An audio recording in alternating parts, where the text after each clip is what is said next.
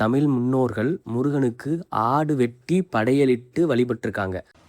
முருகன் யாரு? அவர் தமிழனா வடக்கனா? அவர் தெற்க பிறந்தாரா வடக்க பிறந்தாரா? அவர் தமிழ் கடவுளா இல்லை ஹிந்து கடவுளா அப்படின்னு பல விவாதங்கள் போய்கிட்டு இருக்குல்ல. குறுந்தொகையில பெருஞ்சாத்தான் அப்படிங்கிற ஒரு புலவர் மரி குரல் அறுத்து திணை பிறப்பு இறுகி அப்படின்னு ஒரு பாட்டு எழுதியிருக்காரு. அந்த பாட்டோட பொருள் என்ன அப்படின்னு பார்த்தோம்னா, இது ஒரு பெரிய பாட்டு. அந்த பாட்டோட முதல் வரியை மட்டும்தான் நான் இப்போ சொல்லியிருக்கேன். இப்போ இந்த பாட்டோட பொருள் என்ன அப்படின்னா, தலைவனும் தலைவியும் யாருக்கும் தெரியாமல் திருட்டுத்தனமாக லவ் பண்ணுறாங்க. ஆனால் இப்படி திருட்டுத்தனமாக லவ் பண்ணுறது தலைவிக்கு பிடிக்கல.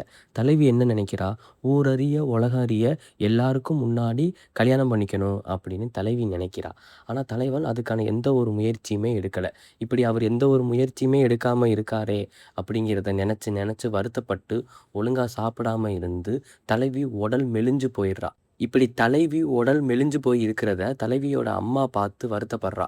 நம்ம மகளுக்கு ஏதோ ஆயிருச்சு, ஏதோ பேய் பிடிச்சிருச்சு, அதனால தான் அவள் இப்படி மெலிஞ்சு போயிட்டா அப்படின்னு தலைவியோட அம்மா நினச்சி வருத்தப்படுறா. இப்போ தலைவிக்கு பிடிச்சிருக்க பேயை ஓட்டணும்னா அதுக்கு ஒரு வழிபாடு நடத்தணும் அப்படின்னு அம்மா நினைக்கிறா.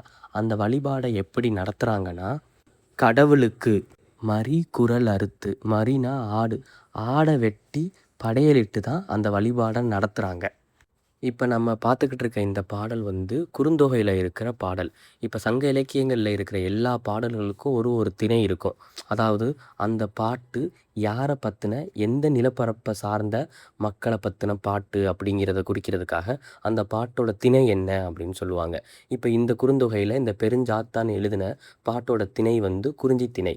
அதாவது மலையும் மலை சார்ந்து வாழ்கிற மக்களையும் அந்த நிலப்பரப்பையும் பற்றின பாட்டு.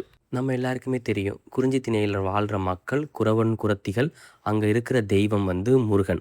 அப்போ முருகனுக்கு தான் அவங்க மரி குரல் அறுத்து, அதாவது ஆடை வெட்டி படையலிட்டு வழிபட்டிருக்காங்க அப்படிங்கிறது நம்மளால் இதிலேருந்து புரிஞ்சுக்க முடியுது.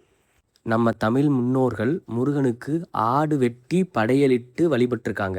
ஆனால் இன்றைக்கி திருப்பரங்குன்றம் மலையில் ஆடு வெட்டுனா கோழி வெட்டுனா முருகனுக்கு தீட்டு பிடிச்சிரும் அப்படின்னு சொல்கிறாங்க.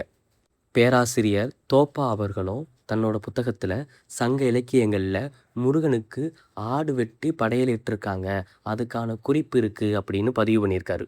இன்றைக்கி முருகன் தமிழனா தெலுங்கனா வடக்கனா அப்படின்னு நம்ம சண்டை போட்டுக்கிட்டு இருக்கோம். நம்ம முன்னோர்கள் கொண்டாடின முருக வழிபாடை தொலைச்சிட்டு